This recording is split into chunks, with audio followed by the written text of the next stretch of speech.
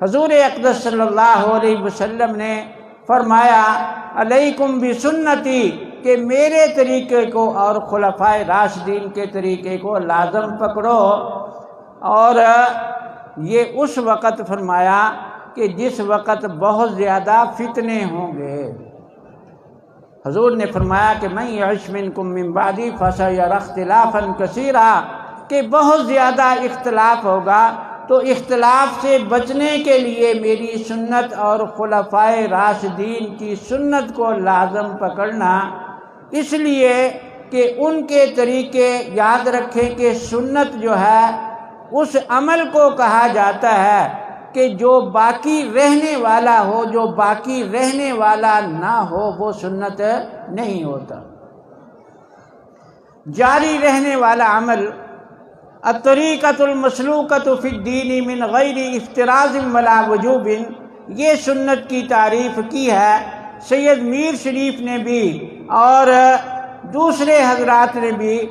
بڑی جامع معنی تعریف ہے کہ سنت کے لیے دوام ضروری ہے، کہ جو دائمی مسئلہ چلا آ رہا ہے اسی کو لینا، اور جس کے لیے دوام نہیں ہے اس کو نہیں لینا۔ تو اس سے ایک بات یہ معلوم ہو گئی کہ بعض اوقات اکابر کے کچھ اقوال شاذ ہوتے ہیں۔ آج کل جتنے فرقے ہیں وہ بھی اس بات کی ضرورت سمجھتے ہیں کہ ہم اپنا تعلق پیچھے جوڑیں، اور پھر وہ شاذ اقوال اکٹھے کر کے عوام کے سامنے پیش کرتے ہیں۔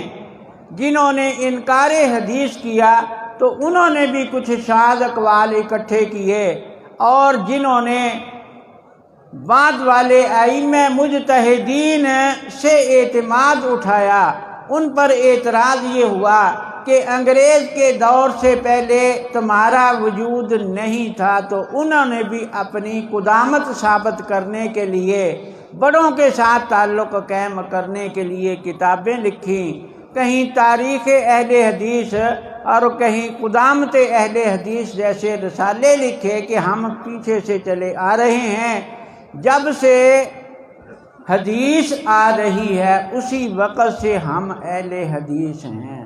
لیکن یاد رکھیں کہ اہل حدیث بمعنی منکر فقہ ان کا وجود جو ہے، نقوش ابو الوفا کتاب ہے ابو یحییٰ خان نشیروی کی، اس کے صفحہ 39 کے اوپر ایک عنوان باندھا ہے کہ ہندوستان میں عمل بالحدیث کس طرح جاری ہوا۔ از محمد یوسف پنشنر کی روداد ذکر کی ہے۔ وہ کہتے ہیں کہ امرتسر کے اندر میں کتب فروشی کرتا تھا، میرے پاس مظاہر حق مشکات کا ترجمہ آیا، اس کے اندر میں نے رفع دین کی روایت دیکھی، تو میں اپنے استاد مولوی غلام علی کے پاس لے کے گیا۔ میں نے کہا کہ استاد جی یہ حدیث حضور کی ہے یا نہیں؟ انہوں نے کہا کہ حضور کی حدیث ہے۔ میں نے کہا پھر آپ عمل کیوں نہیں کرتے؟ تو انہوں نے کہا کہ اس حدیث کو امام شافعی نے لیا ہے، ہمارے امام ابو حنیفہ رحمہ اللہ نے نہیں لیا۔ کہتا ہے کہ میری تسلی نہ ہوئی۔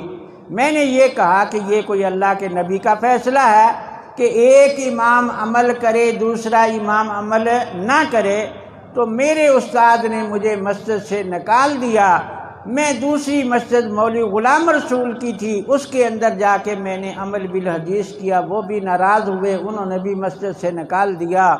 ایک دفعہ عبداللہ تلونڈی، حسن شاہ بٹالہ والے اور مولوی عبداللہ سوڑیاں والے آئے، ان کے پیچھے میں نے نماز پڑھی، تو میں نے آمین اونچی کہی مغرب کی نماز میں، تو وہ بھی مجھ سے ناراض ہوئے کہ تو کس کا شاگرد ہے؟ میں نے کہا مولوی غلام علی کا شاگرد ہوں۔